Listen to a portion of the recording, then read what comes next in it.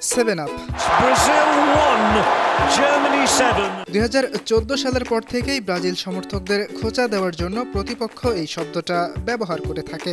বিশেষভাবে বলতে গেলে ব্রাজিলের চিরপ্রতিদ্বন্দ্বী আর্জেন্টিনার সমর্থকরা এই শব্দটা বেশি ব্যবহার করে। কোনো ম্যাচে গোল সংখ্যা 7 হলেই 7 আপ শব্দটির ব্যবহার দেখা যায়।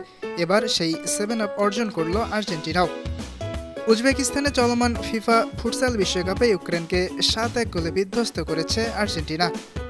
সেই ম্যাচের পর ফিফা ওয়ার্ল্ড কাপের ফেসবুক পেজ থেকে বাংলায় ক্যাপশনে একটি ছবি পোস্ট করা হয়েছে।